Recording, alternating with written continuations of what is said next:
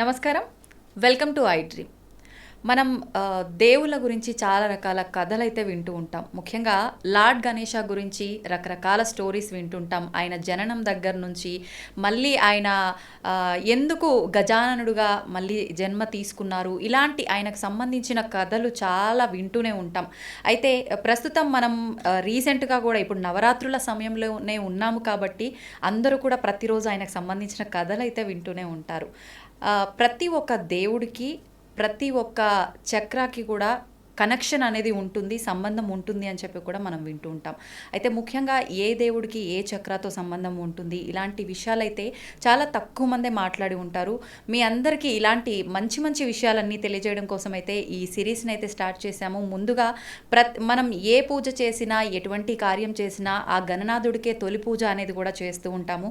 అందుకని చెప్పి ఈ ఎపిసోడ్లో ముఖ్యంగా ఆ లార్డ్ గణేషకి సంబంధించిన టాపిక్ తోటే సిరీస్ స్టార్ట్ చేయడం అయితే జరుగుతుంది. మీరు కనుక ఈ సిరీస్ని ఫాలో అయితే మంచి మంచి ఇంట్రెస్టింగ్ టాపిక్స్ అయితే తెలుసుకునే అవకాశం ఉంటుంది. ఎవరు కూడా స్కిప్ చేయకుండా సిరీస్ మొత్తం కంప్లీట్గా చూసే ప్రయత్నం అయితే చేయండి. ఇంకెందుకు ఆలస్యం, ప్రోగ్రామ్ని స్టార్ట్ చేసేద్దాం. Hi madam. హలో అండి. హాయ్. Hi ma'am. మేడం, మీరు ఇందాక గణపతి 4 చేతులు కూడా 4 వేదాలని మనకు సూచిస్తుంటాయి అని చెప్పారు కదా, దానికి సంకేతం అంటే మనం మామూలుగా వేదాలు అంటే ఋగ్వేదం, యజుర్వేదం, సామవేదం, అథర్వణ వేదం, వీటి గురించి మాట్లాడుకుంటాం. ఈ వేదాలకు సంబంధించి అవే అండి ఆయనకి అంత నాలెడ్జ్ ఉంది, అంత విజ్డమ్ ఉంది, ఇవన్నీ ఆయనలో ఉన్నాయి అని ఆ పెద్ద హెడ్ చెప్తోంది అనమాట మనకి. సో ఆయన అంత ఇంటెలిజెంట్, ఆయన అంత వైస్ అని ఆయన సింబల్. సో మీరు చెప్పినట్టు అది కరెక్టే. అయితే ఇప్పుడు మీరు ఆయన పాదం కూడా భూమి పైన ఒకటి, ఎత్తుగా ఒకటి అని అంటే ఆయన చక్రానికి మీరు ఇందాక ఏదైతే ఆటంకాలు అవన్నీ మన ఆలోచన విధానంలో లేకుండా ఉండాలని సూచిస్తుందో దానికి సంకేతంగా అంతే అండి. బేసిక్లీ రూట్ చక్ర, మూలాధార చక్ర నుంచి సహస్ర చక్రాకి వెళ్ళటమే మనది జర్నీ. సో ఒకటి కాల్ పైకి వెళ్తుందంటే మన స్పిరిచువల్ జర్నీలో మనం చేసే హీలింగ్ కానివ్వండి, ముందుకు వెళ్తున్నాము మన జర్నీలో భక్తి ద్వారా కానివ్వండి, చాలా వేస్ ఉన్నాయి. సో బేసిక్లీ ముందుకు వెళ్తున్నట్టు ఆ కాల్. ఇంకోటి మనం ఎర్త్లో అలాగే స్టేబుల్గా ఉండాలి. ఈ ప్రపంచంలోకి వచ్చాం కాబట్టి ఇక్కడ కూడా స్టేబుల్గా ఉండాలి. ఇప్పుడు మనకి రూట్ చక్ర స్ట్రాంగ్గా లేదనుకోండి, మూలాధార చక్ర స్ట్రాంగ్గా లేదనుకోండి, ఇమాజిన్ మన ట్రీకి రూట్స్ ఎంత ఇంపార్టెంట్. ఆ రూట్స్ ఎంత ఇంపార్టెంటో, ఆ రూట్స్ ఎంత స్ట్రాంగ్గా ఉంటే ఫ్రూట్స్ అనేవి వస్తాయి. సో ఆ రూట్స్ అంత స్ట్రాంగ్గా ఉంచుకుంటూ మనం స్పిరిచువల్ జర్నీని ప్రోగ్రెస్ చేయటమే ఆయనదా సింబల్కి మీనింగ్. సో ఇప్పుడు లైఫ్ క్రియేషన్, డిస్ట్రక్షన్, ఇది మన లైఫ్. క్రియేషన్ డిస్ట్రక్షన్ ఇదే మన సైకిల్లో వెళ్తుంది. ఇప్పుడు మనం చెట్టు ఉంది, చెట్టుకి ఆకులు వస్తాయి, ఆకులు పడిపోతాయి, మళ్ళీ కొత్త వస్తాయి, సో ఇప్పుడు ఇప్పుడు ఆవిడ చర్మం నుంచి వచ్చిన ఇంప్యూరిటీస్ ద్వారా ఆయన ఫామ్ అయ్యారు అంటే ఇది క్రియేషన్. సో ఈయన ఏం చేస్తున్నారు, ఆ క్రియేషన్ని డిస్ట్రాయ్ చేస్తేనే కొత్త క్రియేషన్ వస్తుంది. ఆ కొత్త ఇప్పుడు మన బాడీలో సెల్స్ అనేవి ఉన్నాయి, కొన్ని రోజులకి ఆ సెల్స్ డిస్ట్రాయ్ అవుతాయి, దానివల్ల కొత్త సెల్స్ వస్తాయి. అలాగే ఈ జర్నీని కంప్లీట్ చేయడానికి సింబాలిజంగా ఇది తీసుకున్నారు. కానివ్వండి, ఆయన కోపం వచ్చో, ఆగ్రహం వచ్చో, ఇగ్నోరెంట్గానో ఆయన అది చేయలేదు. సో కరెక్ట్, మనం ఏదైతే మన నిత్యం మనం అనుభవించే లైఫ్ ఉందో దానికి ఆయన యొక్క ఆయన అంటే బాడీ అయితే ఏంటి, ఆయన సృష్టి, ఆయన జననం, ప్రతి ఒక్కదానికి ఒక కనెక్షన్ అయితే ఉంది 100% అండి. అండ్ మూలాధార, ఇప్పుడు గణేశుడు ఉండేది ఫస్ట్ చక్ర. సో మనం ప్రతి దానికి ఆయనను పూజించే మనం స్టార్ట్ చేస్తాము. ఎందుకు అంటే మన రూట్, నేను ఇందాక చెప్పినప్పుడు ఫౌండేషన్ అనేది స్ట్రాంగ్గా లేదనుకోండి, మనం నెక్స్ట్ చక్రాస్కి వెళ్ళి పైకి వెళ్ళలేము. సో మనం అది స్ట్రాంగ్ చేసుకుంటే, అంటే స్ట్రాంగ్ చేసుకోవటం అంటే దానివల్ల మనకి ఏమొస్తుంది, కాన్ఫిడెన్స్ వస్తుంది, స్టెబిలిటీ వస్తుంది, ఆనందం వస్తుంది. మనకి మన బాడీలో, మన సోల్లో ఆ కాన్ఫిడెన్స్, ఆ స్టెబిలిటీ ఉంటేనే మనం నెక్స్ట్ స్టెప్ చేయగలం.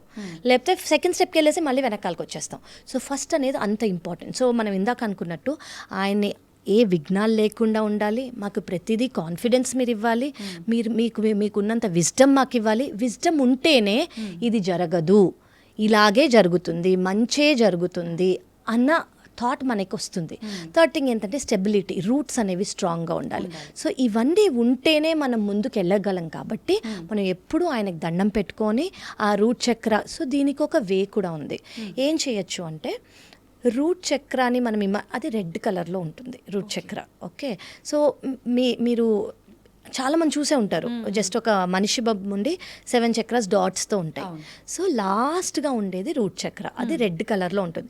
ఎవరన్నా రూట్ చక్ర స్ట్రాంగ్ చేసుకోవాలి అని అనుకున్నారనుకోండి, రూట్ చక్ర ఎందుకు స్ట్రాంగ్ చేసుకోవాలి? ఆబ్స్టికల్స్ రాకుండా ఉండాలి, మనం ఏం పని చేసినా అది సక్సెస్ఫుల్ అవ్వాలి, మనం ఆలోచించింది కరెక్ట్ అయి ఉండాలి, అది అన్ని వైపులా ఉండి మనం ఆలోచించే. సో ఇవన్నీ మనకు కావాలి డే టు డే లైఫ్లో, చిన్న వాటి నుంచి పెద్ద డెసిషన్స్ వరకు మనకి స్టెబిలిటీ అనేది, కాన్ఫిడెన్స్ కానివ్వండి, విజ్డమ్ కానివ్వండి, ఆలోచనలు కానివ్వండి కరెక్ట్గా ఉండాలి. సో మనం దాన్ని స్ట్రాంగ్ చేసుకోవాలి. అందుకే మనం గణేశుడికి ఫస్ట్, మనం ఏ పనికి వెళ్తున్నా కూడా ఫస్ట్ మనకి ఇది ఉంటేనే మన పని సక్సెస్ అవుతుంది. సో సింబాలిక్గా ఆయనకి మనం దండం పెట్టుకునేది అందుకే. నేను మీకు దండం పెట్టుకుంటున్నాను, ఏ విఘ్నాలు లేకుండా చూడండి. నేను మీకు దండం పెట్టుకుంటున్నాను, మీకు ఎంత విజ్డమ్ ఉందో అది నాకు ఇవ్వండి. నేను మీకు దండం పెట్టుకుంటున్నాను, రూట్ చక్ర అంత నాకు కాన్ఫిడెన్స్ ఇవ్వండి, రూట్స్ ఎంత స్ట్రాంగ్ ఉంటాయి అంత స్ట్రెంగ్త్ నాకు ఇవ్వండి. సో మనం ఇలా దండం పెట్టుకుంటాం అనమాట ఆయనకి. సో ఇలా దండం పెట్టుకుంటే మన పనీలు కానివ్వండి, మనం దండం పెట్టుకున్నప్పుడు మీరు అఫ్ కోర్స్ దేవుడికి పూజలు చేయటం అదంతా. సెకండ్ థింగ్ ఏంటంటే కళ్ళు మూసుకొని red colour at the base of your స్పైన్లో మనం ఇమాజిన్ చేసుకోవాలి స్ట్రాంగ్గా. సో ఒక బీజ మంత్ర కూడా ఉంది, ఓం గం గణపతాయ నమః. ఇది అందరికీ తెలిసింది. సో మనం మనసులో కూర్చొని ఒక చోట రెడ్ కలర్ ఇమాజిన్ చేసుకుంటూ మనం ఇది ఎన్నిసార్లు కుదిరితే అన్నిసార్లు, ఒకసారి అయితే మీకున్న టైం బట్టి 2 నిమిషాలకో 5 నిమిషాలకో 10 నిమిషాలకో మీరు ఎంత చేయగలితే అంత మనం చేసుకున్నాం అనుకుని మన రూట్ చక్ర అనేది స్ట్రాంగ్ అవుతూ ఉంటుంది. గణేశుడి గురించి ఆలోచించుకుంటూ, ఆ రెడ్ కలర్ ఆలోచించుకుంటూ చేస్తే ఒకరోజు మనకి ఎంత కాన్ఫిడెన్స్ వస్తుందంటే, ఎంత స్ట్రెంగ్త్ వస్తుందంటే, ఎంత ఫెయిత్ వస్తుందంటే, మనం వెనక్కి తిరిగి చూస్తే ఒకప్పుడు నేను ఇలా చెప్పడానికి నేను భయపడేదాన్నే, ఒకసారి నేను ఇవి మాట్లాడడానికి నేను జంకేదాన్ని, అవన్నీ పోతాయి. ఎందుకంటే అసలు వీటన్నిటికీ మనకున్న ప్రతి ఫెస్టివల్ కానివ్వండి, ప్రతి ఇమేజ్ కానివ్వండి, ప్రతి సింబల్ కానివ్వండి చాలా సైంటిఫిక్గా ఇచ్చింది. సో ఈ సైంటిఫిక్ రీజన్స్ అనేది మనం అర్థం చేసుకుని పూజలు కానివ్వండి, వర్షిప్ కానివ్వండి, దేవుడికి భక్తి కానివ్వండి చేసామనుకోండి, దాని రియల్ రిజల్ట్స్ అనేవి మనకు వస్తాయి. So it is very very beautiful. అంటే ఇప్పుడు మీరు స్టార్ట్ చేయటం కూడా ఈ సిరీస్ గణేశుడితో మనం స్టార్ట్ చేయటము, ఐఎమ్ షూర్ ఏ విఘ్నాలు లేకుండా జరగాలి, మనకు అంత స్ట్రెంగ్త్ ఇవ్వాలి ప్రతి లైఫ్లో, ప్రతి ఒక్క ఆస్పెక్ట్లో, పర్సనల్ కానివ్వండి, ప్రొఫెషనల్ కానివ్వండి, స్పిరిచువల్ లైఫ్లో కానివ్వండి. సో అది ఆయనే ఇవ్వగలరు. ఆయన ఇవ్వడానికి మనం మన రూట్స్ చక్ర స్ట్రాంగ్ చేసుకుంటూ, ఆయన గురించి తలుచుకుంటూ మనం చేయాలి. మేడం, మామూలుగా మనం డివోషనల్ వైజ్గా చూసుకుంటే ఆయన చెవులు అంత పెద్దగా ఉండడానికి రీజన్ ఏంటో కూడా అందరికీ తెలిసిన చిన్న చిన్న స్టోరీస్ ఉన్నాయి. అవును, మనం సైంటిఫిక్గా కూడా దానికి సంబంధించి. అవునండి, సైంటిఫిక్గా కూడా ఇప్పుడు హ్యూమన్స్ అనేది, అంటే మనుషులు అనేది కొంచెమే వినగలరు, ఇంత డెసిబెల్స్కి వాళ్ళకి వినిపిస్తుంది, మిగతాది వినిపించదు. అదే మీరు యానిమల్స్ చూసారనుకోండి, మనకన్నా ముందుగా ఎక్కువగా డాగ్స్కి వినిపిస్తుంది, స్మెల్ కానివ్వండి, వినిపించడం కానివ్వండి, వాళ్ళకి చాలా ఎక్కువ. మనకు అలాగే ప్రతి ఒక్క యానిమల్కి ఎక్కువ, యానిమల్కి హ్యూమన్స్కి అట్లా తెలిసిన దానికన్నా కనిపించే దానికన్నా ఎక్కువ వినిపిస్తుంది. అదే ఎలిఫెంట్ అనుకోండి, ఆ ఎలిఫెంట్ చెవులు ఇంత పెద్దగా ఉంటాయి.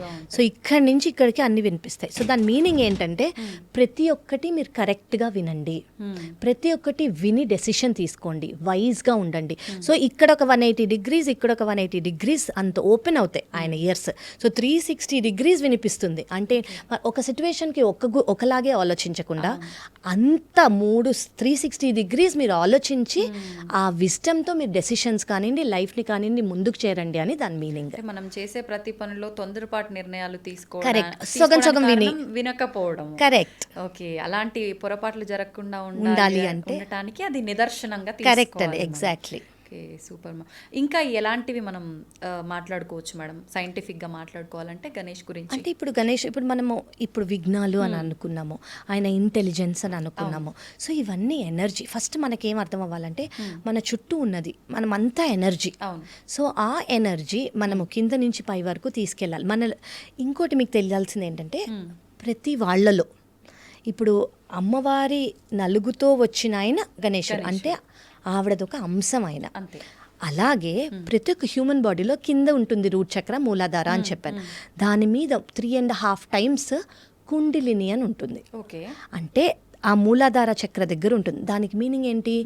ఆయన గణపతి, ఆవిడ అంత క్లోజ్ రిలేటెడ్. సో ఆయనని ఎంత స్ట్రాంగ్ చేసుకున్నాం అనుకోండి, ఆ కుండ్లిని అనేది ప్రతి ఒక్క చక్రా నుంచి, అంటే దాని తర్వాత పైన ఉండే చక్రాలు, ప్రతి ఒక్క చక్రా నుంచి మనం ఆ ఒక్కొక్క చక్రాన్ని స్ట్రాంగ్ చేసుకుంటూ పైకి వెళ్ళామనుకోండి, ఈ కుండ్లిని పైకి వెళ్ళిందంటే అల్టిమేట్లీ మనం ఫిజికల్ ఫామ్ నుంచి ఫామ్లెస్కి అర్థమైపోతుంది మనకి. మనం అందరం ఒక్కటే, మనం అందరం ఆయన నుంచే వచ్చాము, మనం అందరము అల్టిమేట్లీ ఆయన దగ్గరికే వెళ్తాము అన్న అర్థం కావడానికి ఆ లైఫ్ ఎక్స్పీరియన్సెస్ అన్నీ దీంతో ముడిపడి ఉన్నాయన్నమాట.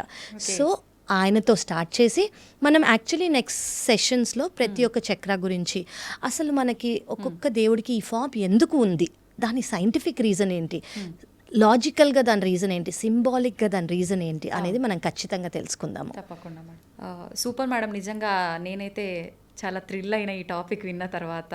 నిజంగా నాకు మళ్ళీ నెక్స్ట్ టాపిక్ ఏం మాట్లాడదామని చాలా ఎగ్జైటింగ్గా ఉంది కూడా, తెలుసుకోవాలి నెక్స్ట్ ఎపిసోడ్ ఎప్పుడు చేద్దాము అని చెప్పి ఆతృతగా ఉంది. మరొక మంచి ఎపిసోడ్తో మంచి ఇంట్రెస్టింగ్ టాపిక్తో కలుద్దాం madam. Thank you madam, thank you very much. చాలా మంచి థ్యాంక్ యూ సో మచ్ అండి. Thank you. బాయ్.